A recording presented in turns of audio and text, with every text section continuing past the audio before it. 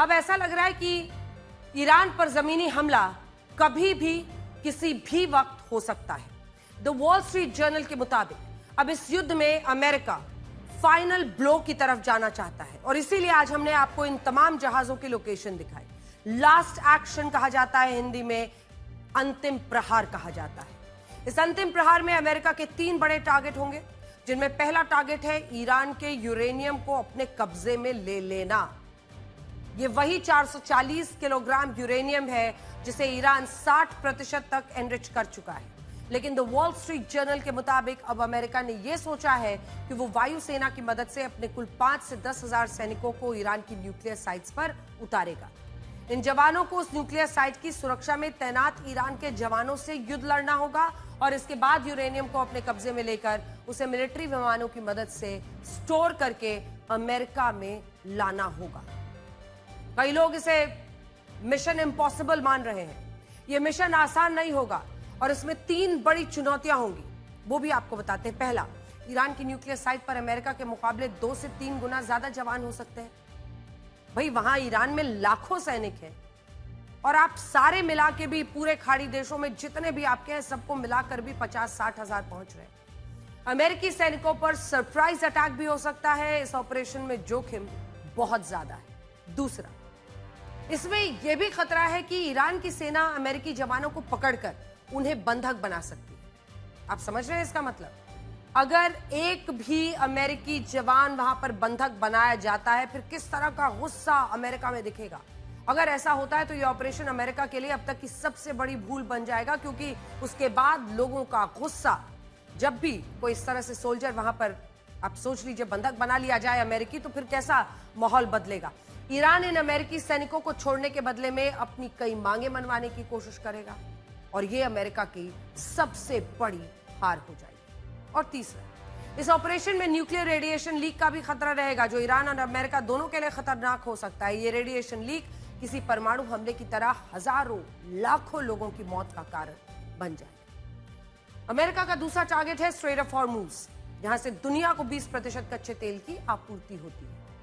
अभी ईरान ने straight of Hormuz को बंद किया हुआ है, पूरी तरह से उसके कब्जे में है अभी भी, लेकिन अमेरिका इसे खुलवाने के लिए यूएसएस ट्रिपली की मदद से बड़ा हमला कर सकता है। यूएसएस ट्रिपली अमेरिका का इकलौता असॉल्ट शिप है जो अभी मिडिल ईस्ट में के क्षेत्र में मौजूद है और जैसा कि हमने आपको बताया, इसमें कुल 3,500 मरीन कमांडोज तैनात हैं।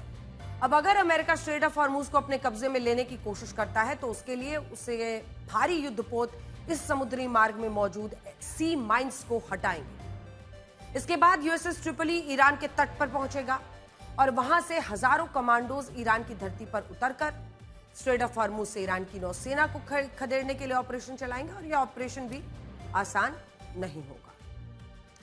अगर आप इस नक्शे को देखेंगे तो स्ट्रेट ऑफ हॉर्मुज के आसपास मुख्य रूप से ईरान के छोटे बड़े कुल 7 द्वीप हैं। ये देखिए, जहां आईआरजीसी की नेवी का भारी जमावड़ा है। इन सभी द्वीपों को, इन्हीं द्वीपों से आईआरजीसी की नेवी स्ट्रेट ऑफ हॉर्मुज को कंट्रोल करती है।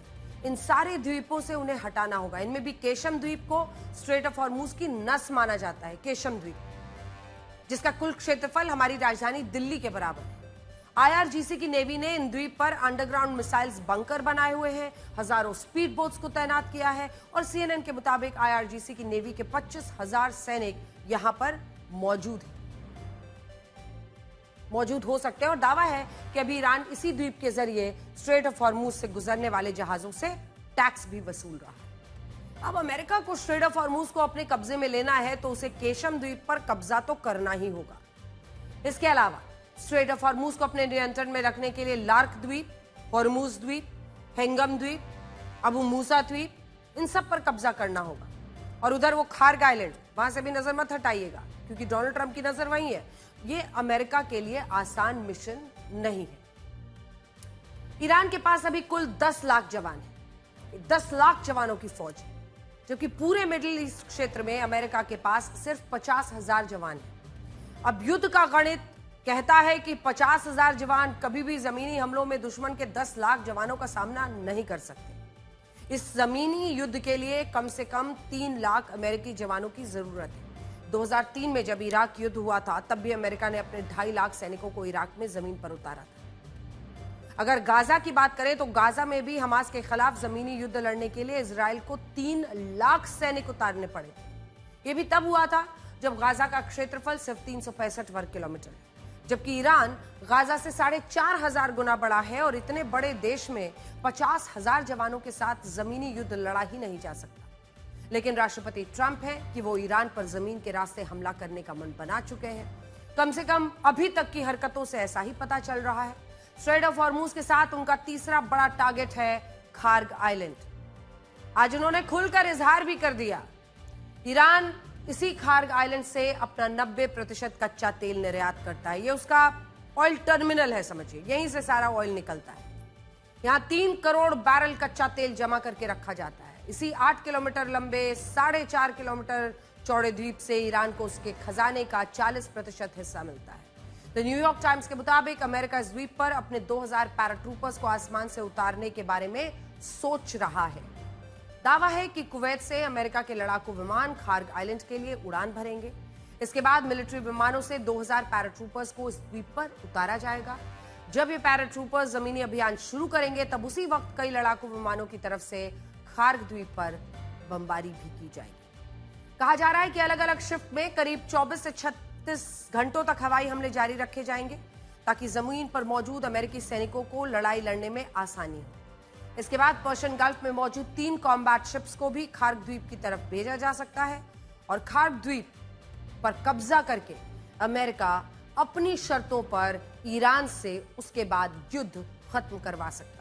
हालांकि बाकी सैन्य अभियानों की तरह यह ऑपरेशन भी आसान नहीं होगा। ईरान ने अभी से ही खार्ग आइलैंड पर जो तैयारी की है, बताया जा रहा है 25 किलोमीटर दूर अपनी समुद्री सीमा पर 1 लाख से ज्यादा सैनिक खड़े कर दिए।